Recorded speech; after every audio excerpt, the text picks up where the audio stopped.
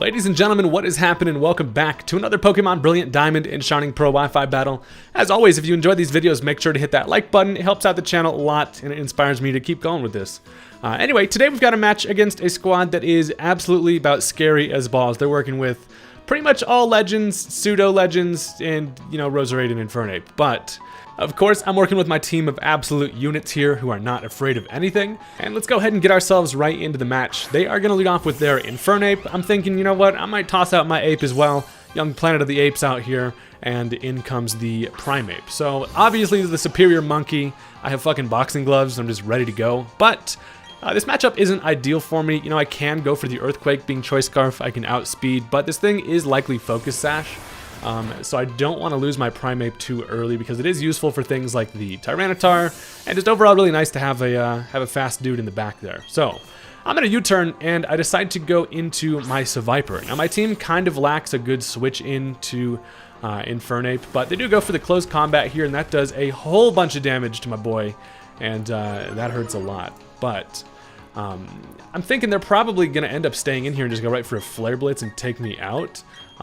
Which, you know, seems like the obvious option. So I decided to switch into the Grumpig here with Thick Fat. I probably should have gone into Grumpig in the first place there, but I actually expected them to go for U-turn with the Infernape, which is why I did not. So we actually end up in a double switch here as they go to Garchomp, and I bring in the Grumpig, who is kind of late to the party. He's thinking, I did not expect to see you here, good sir. I got my extra springy tail.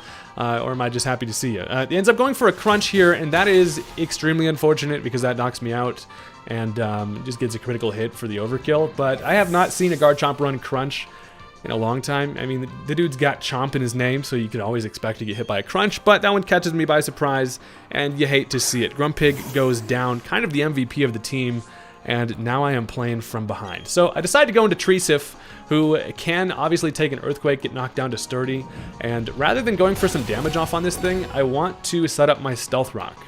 That's because it's super useful on Pokemon like the Infernape. Obviously there's an Articuno over there, and I just kind of felt like I wanted to prioritize getting up those rocks.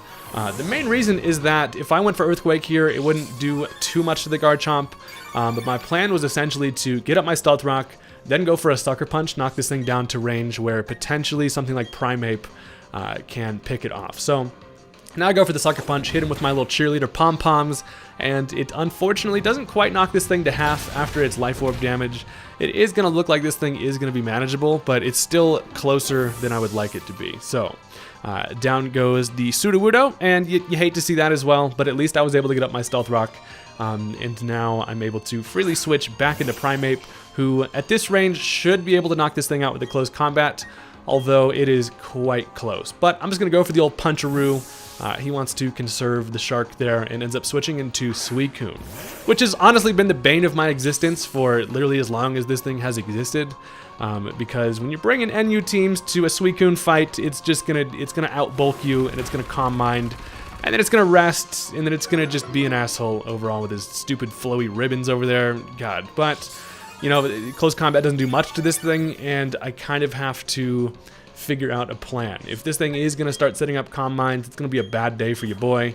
And I'm actually going to end up switching into my Seviper here. So the thought process is this. This thing's going to go for a Calm Mind.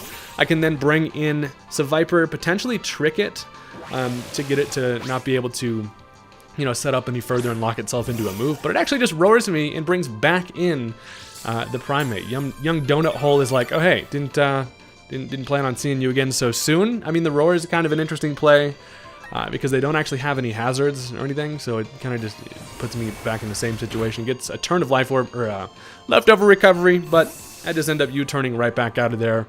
And I'm thinking, do I just do this? I'm just gonna do the same exact thing. And Seviper's like, what are you doing to me, man? I come out here. This thing just yells at me, and then now I'm back, but he actually ends up staying in and going for the Scald this time. I luckily do live that and do not get burned, which is nice. And Seviper is like, all right, I'm gonna maybe do some shit here. So this is a choice specs Seviper, so I'm actually gonna opt to go for the Giga Drain here. It could do a decent chunk of damage, plus bring me back to the point where I can take another Scald. But he actually ends up switching into the Garchomp here on the Giga Drain, and to my surprise, that actually knocks it out. So Spec Seviper knocking out pretty much the absolute arch nemesis second to fucking Zangoose as the ground land shark goes down, and that is amazing. And it's got to be one of the only like 5 times in history that has happened. But now they get a free switch. They go into the Articuno, who's looking extra dull and shiny, which is kind of, you know, it doesn't make any sense. But I actually stay in. And my reasoning for this was I kind of expected it to just go ahead and take me out with a freeze dry or an ice beam. I figure Seviper at this range is not going to be helpful to me. I can't really outspeed anything, and I was like, just knock me out. But it ends up going for the Roost as I hit the Giga Drain, and with that Specs, it's actually going to be able to do a decent amount to this thing. But the Roost is annoying, obviously, because, you know, getting that half health was nice on the Stealth Rock, but it just lands on the ground real quick. Every time you use Roost, I feel like you should take Stealth Rock damage again. Holy shit, Game Freak, hire me, bro.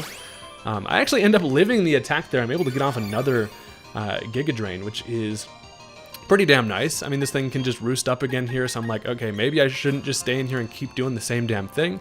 So I am going to switch out, and I'm going to bring in Primeape. Now, the reason for that is because I know Primeape can for sure at least take one more attack from this thing, and I can hit it hard. So ends up going for the Ancient Power, as I probably just wanted to get the stat boost there and while finishing off the Seviper. But I'm going to end up going for right for the close combat here, as I really need to put Rock Slide on this damn Primeape. I swear to God how many times I need Rock Slide, but I mean, close combat does do the job, as that is going to take care of Articuno. Shout out to this dude for using Articuno, one of the lesser used legends ever, obviously because of Stealth Rock, but we love to see him. So now they get a free switch, and they decide to go into the Roserade, and obviously I cannot really touch this Roserade with the close combat, and Wilbur is looking highly important for me moving forward. So I'm going to conserve this fluffy fella, and I'm going to switch back into the Seviper, essentially just to die. I'm expecting probably just a Sludge Bomb, as it does go for the Giga Drain here, and that takes me out. Seviper is effectively used as death fodder, and now this allows me a free switch, and boys, it is Butterfree time. There's never been a better time to switch into Butterfree than on a freaking Roserade, as this thing, you know, it can hit me pretty hard with a Sludge Bomb, but you know, I can potentially start setting up here, and Butterfree actually looks like I have a pretty decent matchup against the rest of their team, as I've kind of whittled down the Suicune, and boys, it's happening. So I'm gonna go for the Sleep Powder here, as I expect them probably not to want to stay in, as they have stuff like the, you know, the Tyranitar. In comes Suicune. So young flowy boy comes in, sparkly as hell, and I guess the sparkles were a little bit too much for Butterfree, as I end up missing the freaking Sleep Powder. And I mean, that's fine, because obviously I can outspeed, I can go for it again. As long as you don't miss twice Sleep Powder, we're still cool. So I go for it again. I do actually end up landing it. And now is when I tell Butterfree to essentially clock into his part-time job as a janitor, because this dude about to do some sweeping. So Sleeping Suicune is pretty nice here. This allows me to essentially just set up some Quiver Dances for free. I think I'll need a few to be able to knock this thing out, but as long as it stays asleep, at least for like one turn here, I can get up a free Quiver Dance. So I am actually Life Orb, so I'm able to get a little extra damage. I should probably be running Focus Sash on this thing in hindsight, but I'm rocking maximum damage Butterfree out here, boys. You see those wings? Those are not actually wings. Those are brooms, because, you know, sweeping. So Suicune does stay asleep, which is nice. I got that nice little Quiver Dance up, and I'm thinking, okay, I should probably not get greedy. I know this thing is probably going to be working with Ice Beam or something, so I'm just going to go for a Bug Buzz here. And I'm thinking at least with one Quiver Dance, I'm able to outspeed the rest of their team. Plus, I can put things asleep like the Tyranitar that I can't one-hit KO. So that is essentially my plan. I've got enough to be able to outspeed, and now we're going to just do some damage. So it does actually stay asleep. One more Bug Buzz is going to take this thing out. And Butterfree taking out a Suicune. Just some situations you're not used to seeing out here, and it's glorious. So down goes Water Doggo, getting hurt by some Life Orb, but it doesn't really matter too much, as they decide to go into Infernape, which is an interesting play, because after a Quiver Dance, Butterfree does outspeed. Plus, I do have the Air Slash, so maybe they were expecting something else in that fourth slot, but I'm just gonna slash the old air right on top of old Monkey's fiery hairdo. And that does take care of it. So Butterfree killing an Infernape is also another sight we love to see. And Butterfree's rolling out here. Honestly, this mon is a force to be reckoned with. I don't know why Ash left this thing behind.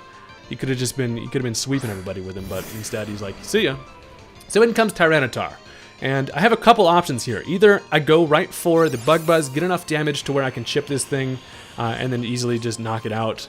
later on, or I go for the sleep powder to preserve the Butterfree sweep. I'm gonna go for the sleep powder because it seems like the better move here.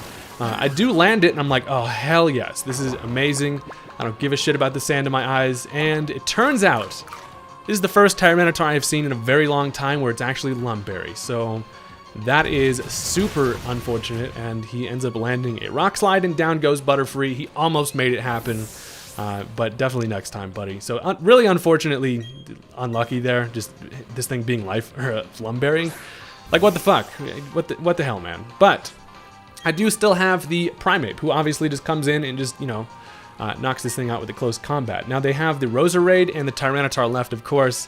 I decided to go for the close combat here, hoping they're just going to stay in, but they do end up switching into the Roselia. So here's actually a moment in time where I don't actually see this thing switch in.